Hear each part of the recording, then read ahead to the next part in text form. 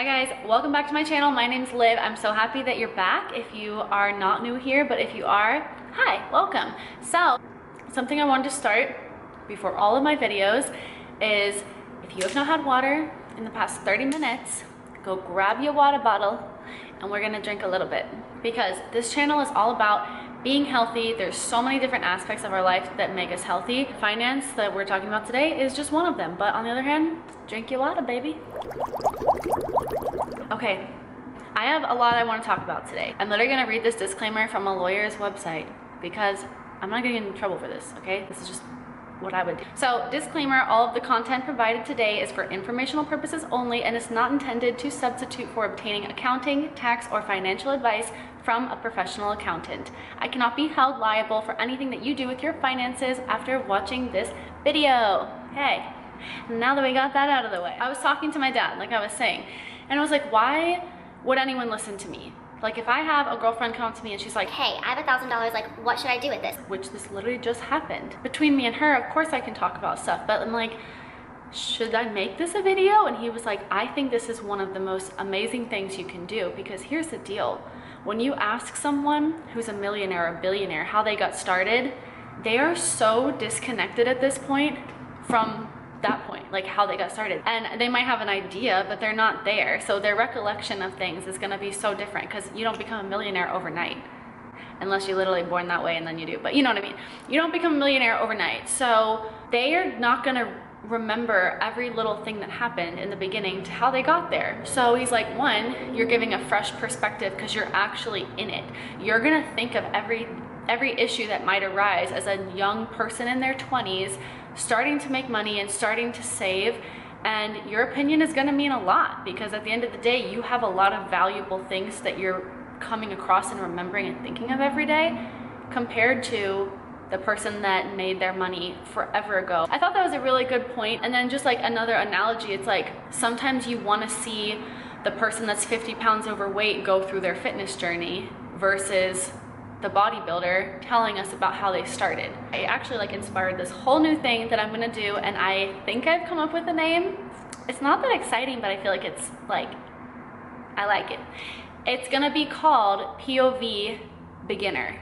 So, point of view beginner. And this is gonna be for all sorts of different things. So I'm gonna talk about, I mean, I've only been a hygienist for a year, so if I talk about those videos or whatever, but let's keep it finance. POV Beginner.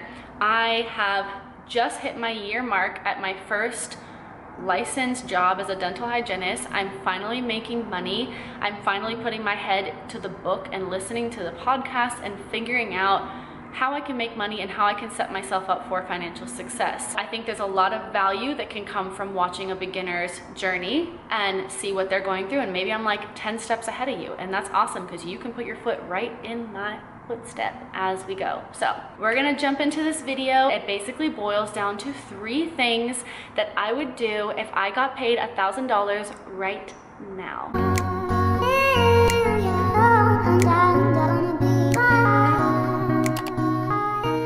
Okay, you just got $1,000. What are we gonna do with it? So before we start, I'm going to assume 3 things, okay? The first one is we're assuming your emergency fund already exists. Because if you don't have an emergency fund, girl, that $1,000 needs to go straight there. You never know what's around the corner. You never know if we're gonna have a recession or if your job is safe or whatever. So you need to have 3 months budgeted out, saved in your savings. And if that's a little unrealistic, at least a couple months, okay? At least a couple months of rent, so at the very least you have a roof over your head. Second thing that we're assuming is that your budget has already been allocated for. So you're not saying, oh, I have $1,000, like let's go spend it all, but now like your water bill isn't paid. Make sure you set out your budget, everything that you are expected to have come up that month that you're gonna have to pay, and then this $1,000 is additional. And I also am gonna have a video on how I made my budget, so look for that. POV Beginner. Third is that you have some sort of retirement plan set in place. Again, we're assuming this $1,000 is extra money. Have your emergency fund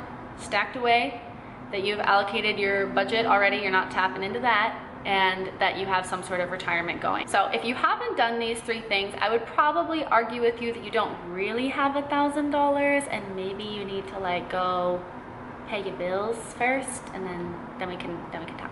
So brings us to our first thing that I think that we should be doing with our $1,000. We need to pay off small debts. The snowball effect with Dave Ramsey. When you kind of get the momentum going, you've got your little snowball and you pay off like $50 that you owe someone, and then you pay off a $200 credit card, and then it becomes this snowball that is massive, and you're so motivated, it has a lot of momentum, and it can just barrel through and you'll keep paying off debt. So don't start with the biggest one. It's gonna take the longest and you're gonna get really burnt out. Pay off those tires that you bought a year ago. Pay off your credit card if it's, you know, reasonable to be like considered your small debt. So get those out of the way, and I think you'll feel really good, because once you start having that financial freedom and you're thinking, I don't have these debts like holding me down, you're gonna feel so much more in control of your finances. Now that brings us to the second thing. We need to now compare our debts that we have to our earning potential on like interest rates and things. What this means is if you have a car payment, for example, and I'll use actual numbers on mine. For example,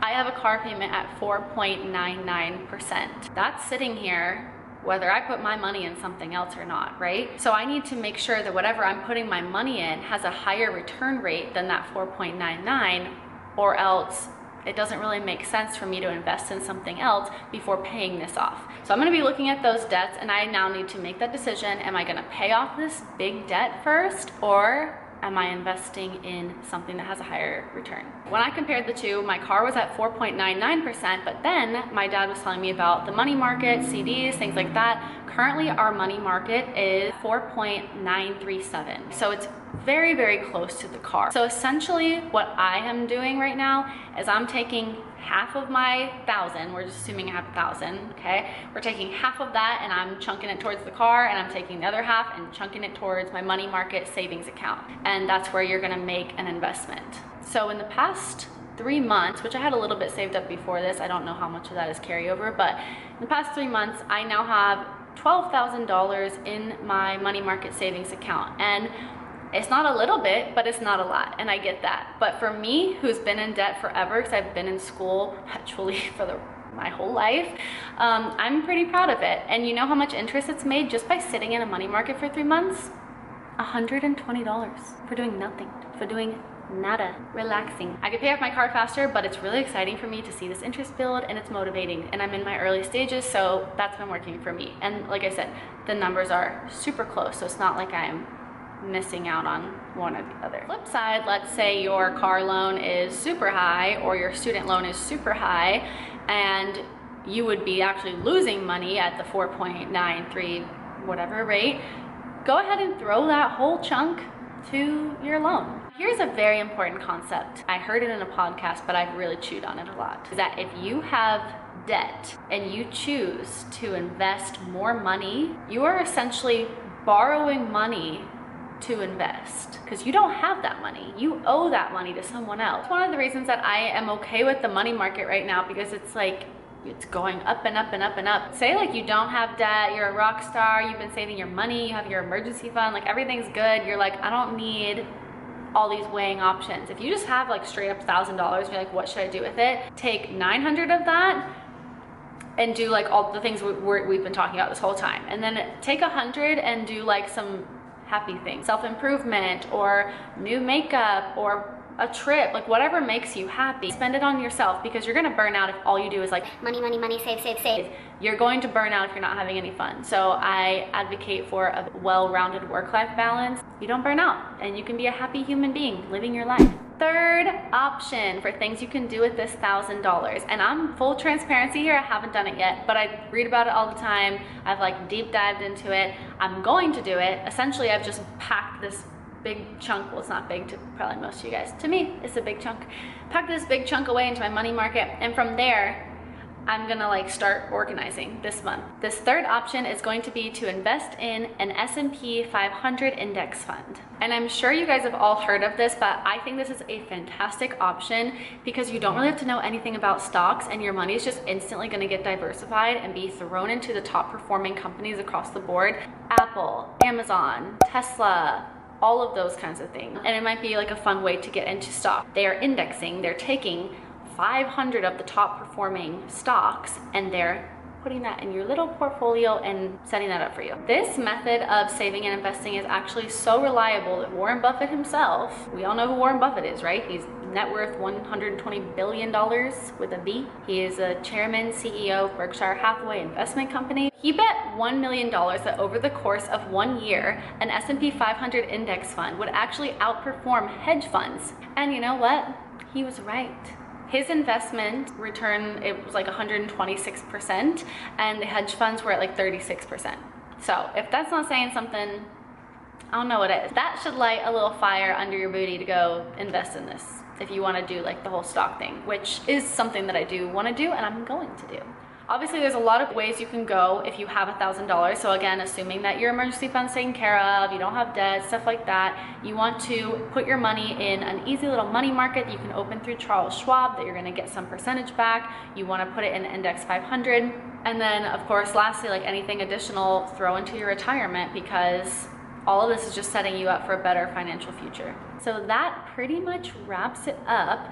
I hope that was helpful. I feel like it really is kind of simple at the end of the day. And like I said, I am in my late 20s and I'm just kind of starting this financial journey because I was in school for so long and changed careers from pharmacy to dental hygiene. So I have kind of kicked my butt into gear and I'm doing everything I can and learning as much as I can. I listen to a lot of financial podcasts and also just like well-being podcasts so that I can make the best decisions and learn the most that I can. I pretty much love all things self-improvement, from eating healthy to working out to a good mental health space to being productive, and of course making my financials work for me so that I am set up for a future of success. Basically, I just want to be a well-rounded, happy human. So yeah, if you like this video and you like this journey and want to come on it with me and just kind of learn to live a better life through all these different avenues, go ahead and follow my journey. Like this video, please, and subscribe to my channel, and then please comment one thing that you would do with your $1,000 if you just got paid that today. I want to know. I will see you guys in the next video, and cheers to being beginners and taking control of our financial freedom. Bye. So, loud motorcycle. Why can I not say this sentence? Yeah, we done.